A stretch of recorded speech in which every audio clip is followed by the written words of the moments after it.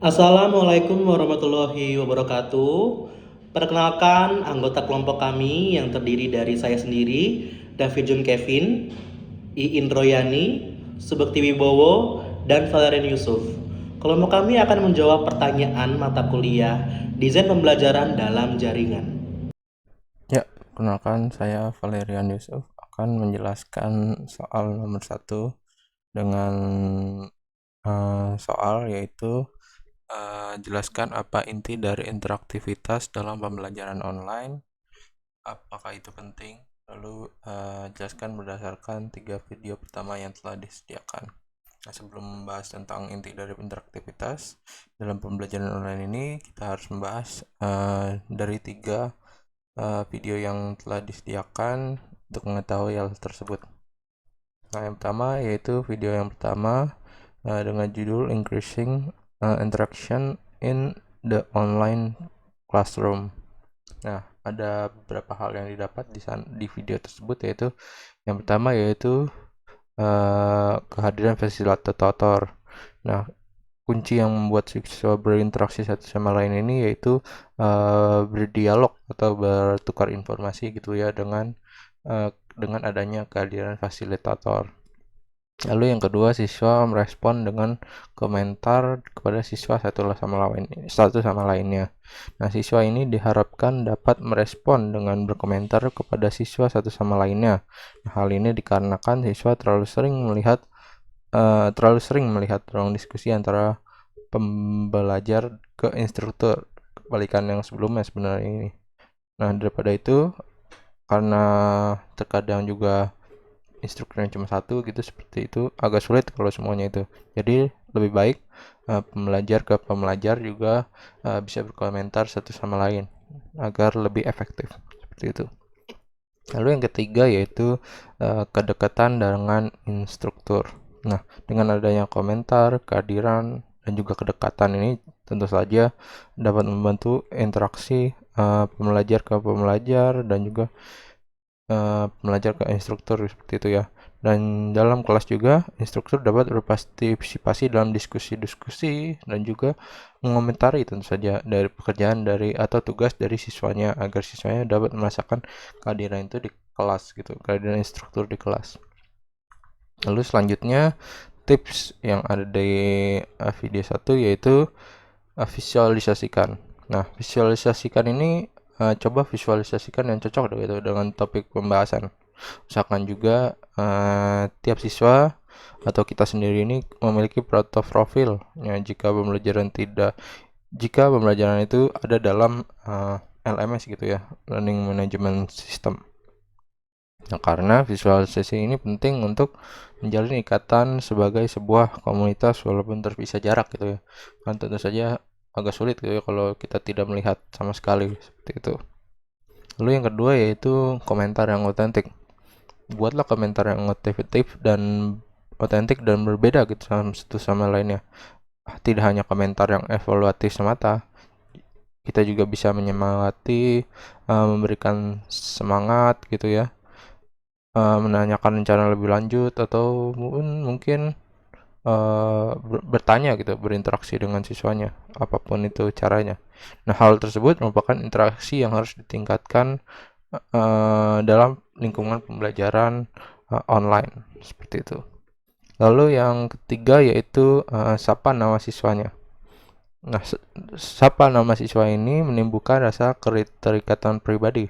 Tunjukkan juga keterlibatan instruktur dalam ruang diskusi agar siswanya dapat lebih giat lagi gitu dalam pembelajaran. Lalu yang keempat yaitu tugas khusus. Buatlah tugas khusus. Minta juga siswa berkomentar pada pembelajaran yang ada di kelas gitu. Hal ini agar memancing siswa berdiskusi lebih lanjut tergantung lingkungan pembelajaran mereka, seperti itu. Mereka juga dapat menjelaskan atau berdiskusi mungkin bertanya gitu jika ada yang kurang dimengerti. Lalu video kedua ini dengan judul Teaching Element Instructor to Student Interaction in Online Course, seperti itu ya. Yang didapatkan yaitu yang pertama yaitu kondisikan. Nah, dalam pembelajaran, buatlah situasi di mana ada interaksi pada kelas saat instruktur mengajak diskusi gitu ya. Tanggapi juga peristiwa atau mungkin menjawab sebuah pertanyaan. Hal ini dikarenakan interaksi siswa gitu ya, atau instruktur ke siswa atau itu tidak secara spontan, jadi harus dikondisikan terlebih dahulu oleh instruktur. Lalu yang kedua yaitu rancang. Nah, instruktur ini harus merancang interaktivitas dalam pembelajaran sehingga siswanya ini terhubung dan termotivasi pada pembelajaran yang menimbulkan partisipasi aktif di dalamnya seperti itu. Lalu yang ketiga yaitu kehadiran aktif instruktur. Nah, keterlibatan aktif instruktur ini tentu saja berdampak positif gitu ya, pada kepuasan siswa, ketertarikan siswa, dan juga keberhasilan pembelajaran siswa tersebut seperti itu. Lalu tips dari video yang kedua ini yaitu membuat pembukaan. Yang kedua yaitu menyampaikan filosofis mengajar kita. Lalu yang ketiga yaitu minat atau keahlian, menyampaikan minat atau keahlian pada hal tertentu, jadi siswa itu lebih percaya pada kita seperti ya. Lalu yang keempat yaitu harapan pada kelas ke depannya. Nah, tips lainnya juga yaitu berpartisipasi dalam, yang pertama yaitu berpartisipasi dalam diskusi kelas gitu ya. Yang kedua yaitu tetap menuntun siswa pada jalur yang benar. Yang ketiga yaitu mengakui kontribusi siswa. Lalu yang keempat yaitu menyimpulkan suatu hal seperti itu ya. Yang kelima yaitu memfasilitasi feedback. Yang keenam yaitu memberikan masukan terkait berita, artikel, atau semacamnya gitu ya. Atau mungkin juga bisa masukan dalam hal pengalaman seperti itu. Lalu yang ketujuh yaitu mengingatkan deadline tugas. Yang terakhir yaitu menyediakan ruang diskusi atau mungkin juga bisa di luar jam pembelajaran seperti itu ya, secara pribadi.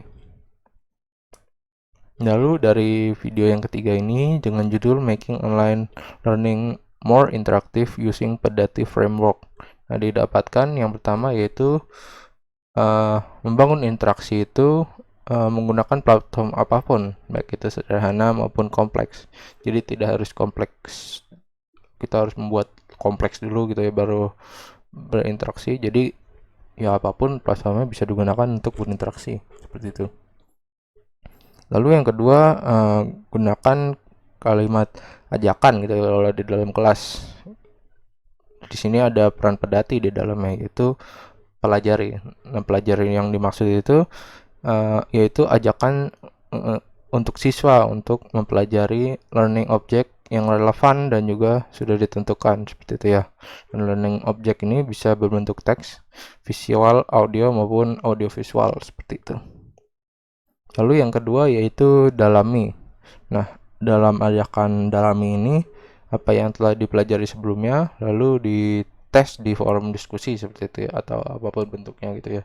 Jadi ada yang bisa lebih didalami seperti itu. Lalu yang ketiga yaitu terapkan.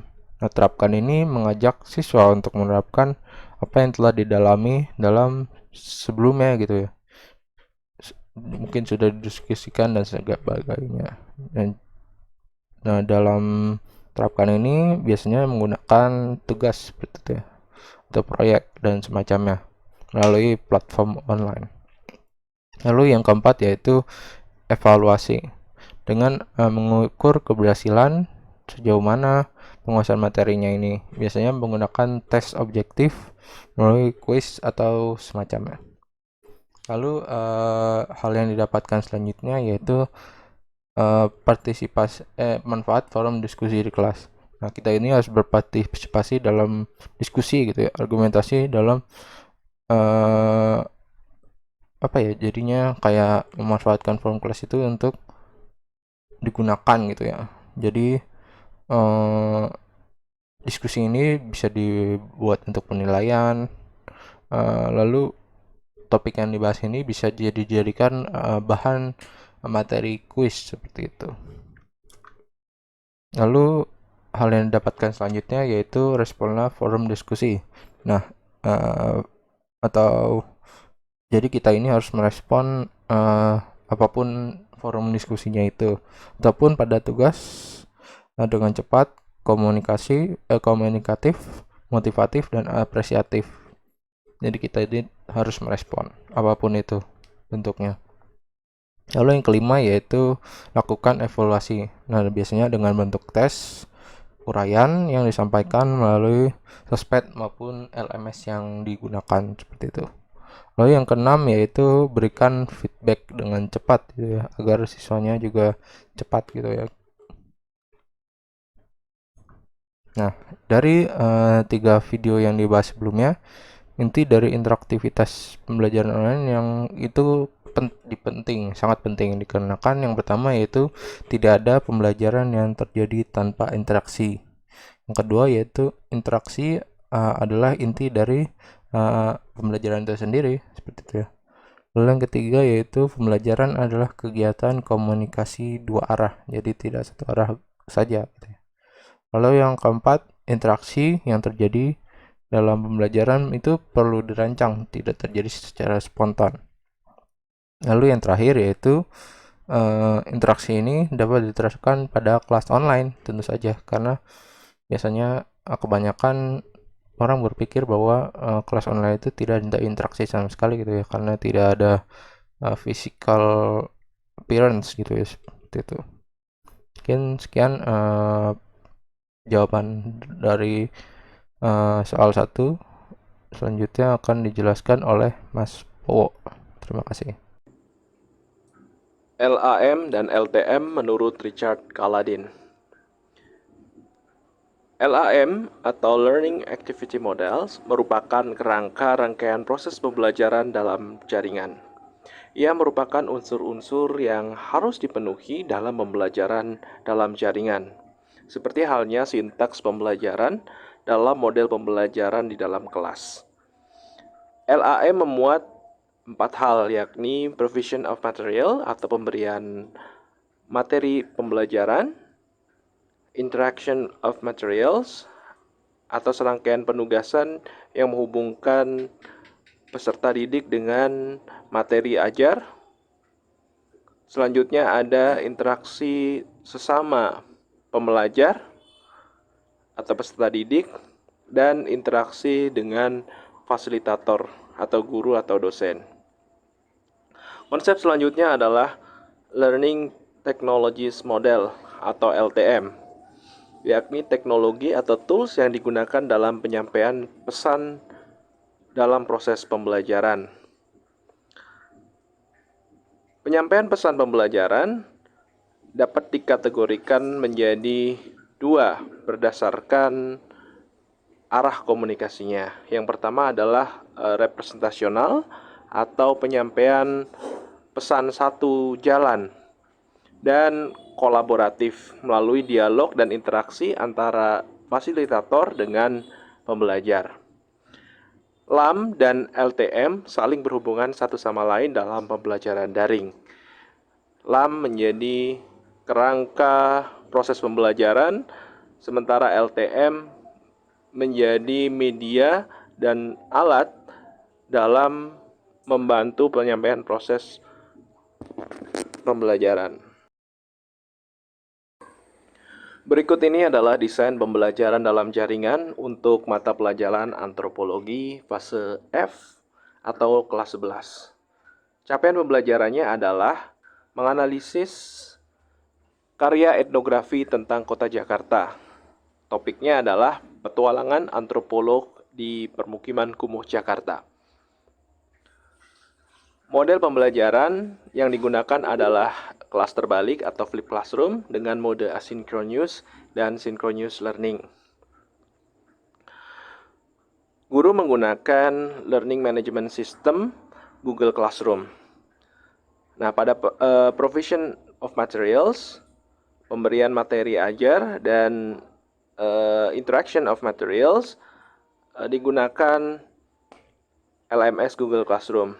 Terdapat video dari YouTube, kemudian artikel ilmiah dan populer yang bisa diakses oleh peserta didik. Kemudian instruksi pembelajaran yang digunakan berupa teks. Interaksi dalam pembelajaran juga terjadi di antara sesama peserta didik melalui ruang kolaboratif, diskusi formal pada kolom komentar Google Classroom, dan juga diskusi informal bisa dilakukan di WhatsApp group peserta didik. Guru juga memberikan fasilitas untuk ruang kolaborasi dalam pertemuan Zoom Cloud Meeting pada akhir proses pembelajaran, dan juga kolom komentar yang ada di Google Classroom.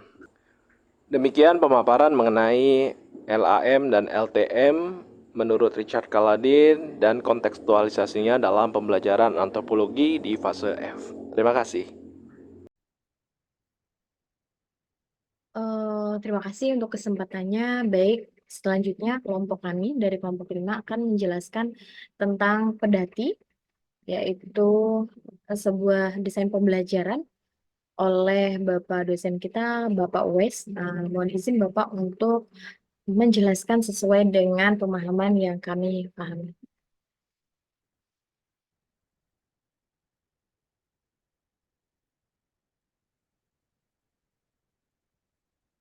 Berikut adalah skema dari pedati. Apa itu pedati? Pedati adalah pembelajaran daring perguruan tinggi itu awalnya. Tapi pedati juga bisa dikatakan sebagai kependekan dari pelajari, dalami, kemudian terapkan dan evaluasi. Pedati adalah desain pembelajaran blended learning, di mana pembelajaran blended ini adalah pembelajaran yang mengkombinasikan antara kondisi asinkronus dan sinkronus seperti itu. Nah, di sini dari skema pedati itu sendiri yaitu pelajari yang di sini melalui materi digital menggunakan aplikasi-aplikasi pembelajaran yang bisa digunakan dan dimanfaatkan. Ya, bentuk dari data itu sendiri seperti atau materi itu sendiri seperti teks, audio, video, atau simulasi dan lain-lain. Kemudian dalami melalui aktivitas forum diskusi online ya seperti itu. Nah, kemudian terapkan yaitu melalui penugasan online dan kuis dan tes secara online juga seperti itu. Ini pada pedati. Jadi, karena pedati ini adalah pembelajaran blended, yaitu asinkronus dan sinkronus, nanti kita akan jelaskan bagaimana step by step-nya. Kemudian, next-nya. Oke.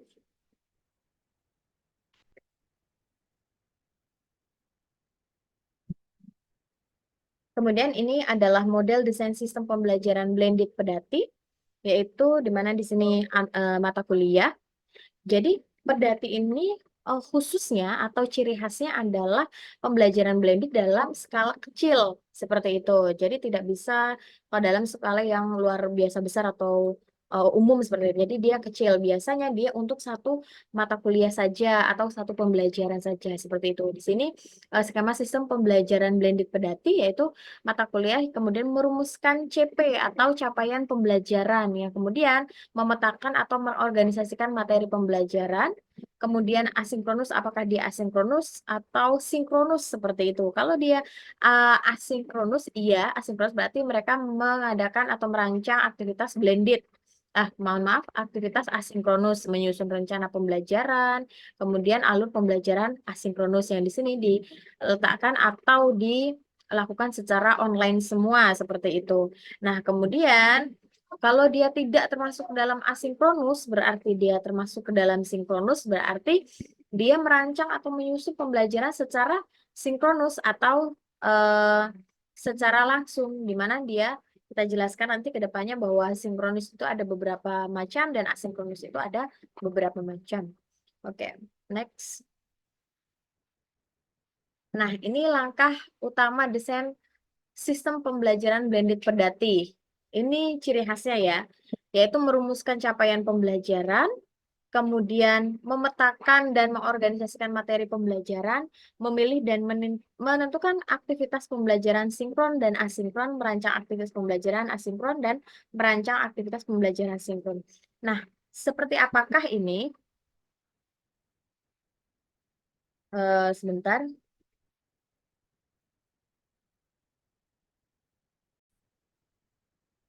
Baik, eh,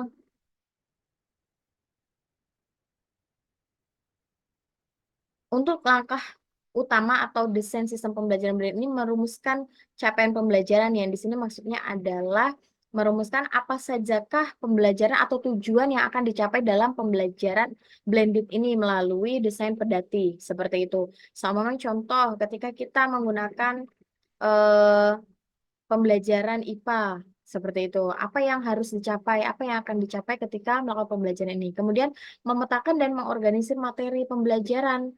Apakah dia sistem peredaran darah. Nah, apa yang harus dipetakan melalui dari CP kemudian masuk ke sub CP kemudian sub pokoknya seperti itu. Dan nextnya merancang aktivitas pembelajaran asinkronus dan sinkronus itu sendiri. Next. Nah, seperti yang saya katakan tadi bahwa menyusunan rangkaian pembelajaran asinkronus itu ada beberapa jenis, yaitu asinkronus itu bisa dikatakan sebagai asinkronus kolaboratif dan eh, asinkronus secara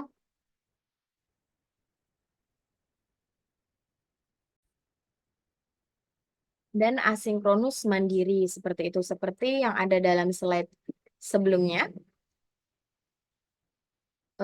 Ini ya, ini. Jadi ada asinkronus kolaboratif, ini maksudnya adalah di mana dia ada yang namanya dalami dan terapkan. Kemudian kalau asinkronus mandiri, dia pelajari dan evaluasi, di mana nanti saya akan jelaskan melalui pembelajaran yang akan dilakukan. Seperti itu. Nah, ini di sini untuk pembelajaran asinkronus, penyusunan rancangannya adalah alur pembelajarannya daring, kemudian objek belajarnya apa, learning objeknya, kemudian kriteria pemilihan medianya, apakah dia menggunakan media berupa PPT saja atau video animasi dan lain-lain. Kemudian asesmen dalam pembelajaran asinkronus, karena dia asinkronus, semuanya dilakukan secara online. Kemudian penyusun rancangan aktivitas pembelajaran asinkronus. Ini untuk penyusun rancangan pembelajaran asinkronus. Kemudian next, ini penyusunan pembelajaran sinkronus. Nah, pembelajaran sinkronus ini juga terbagi menjadi dua, yaitu sinkron langsung dan sinkron maya. Sinkron langsung biasanya ketika tatap muka sama dengan tatap muka. Kalau pada guru itu menggunakan rancangannya menggunakan RPP atau rencana pembelajaran. Kemudian kalau sinkron maya, dia biasanya adanya waktu komunikasi antara guru dan peserta didik secara langsung, contoh lewat video conference atau Zoom meeting seperti itu. Itu adalah sinkron langsung.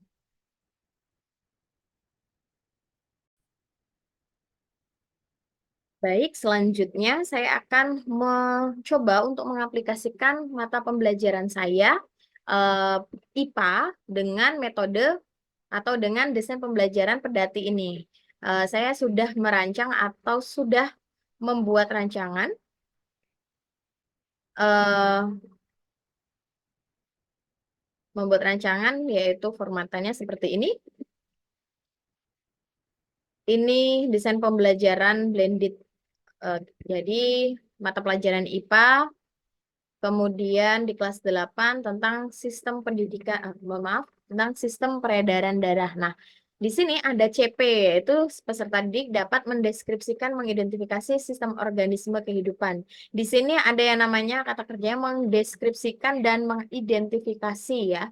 Mengidentifikasi. Nah, di sini juga saya pecah menjadi beberapa pokok bahasan. Ini aktivitasnya sudah termasuk aktivitas sinkron dan asinkron. Maaf, ini salah ketik ya. Sinkron dan asinkron. Nah, peserta didik dapat mendeskripsikan teori tentang sistem peredaran darah dan organ yang terlibat. Ini subpokoknya organ-organ yang terlibat. Ini asinkron. Nah, asinkron. Kemudian peserta didik dapat mengidentifikasi sistem peredaran darah. Ini sinkron maya. Sinkron maya, oke. Dan yang ketiga, ada peserta didik dapat mengidentifikasi mekanisme sistem peredaran darah melalui permainan role playing. Di sini saya kombinasikan dengan menggunakan sinkron langsung, karena di sini nantinya akan ada beberapa step, yaitu bermain peran dan lain-lain, karena bisa peserta didik dapat mengidentifikasikan mekanisme sistem peredaran darah itu sendiri. Kemudian, next-nya, peserta didik dapat mendeskripsikan gangguan yang muncul pada sistem peredaran darah, yaitu asinkron, seperti itu. Nah, untuk asinkron, saya menggunakan aplikasi Google Classroom. Google Classroom. Untuk Google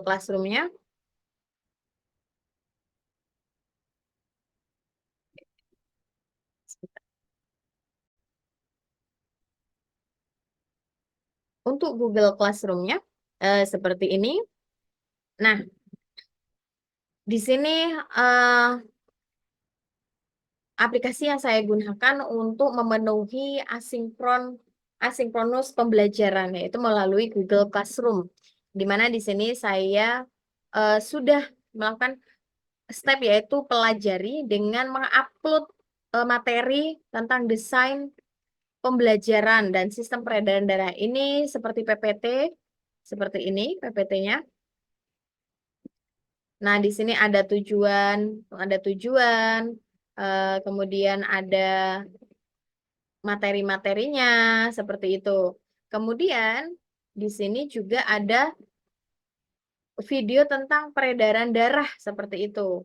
Di mana video peredaran darah ini, saya sharekan bahwa video peredaran darah ini, sebentar.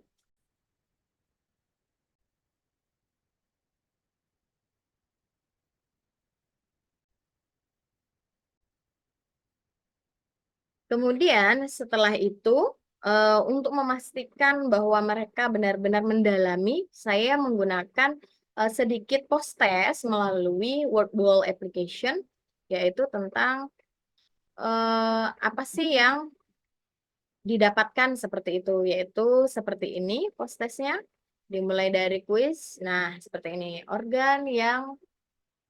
organ terbesar dalam sistem peredaran darah seperti apa aja gitu.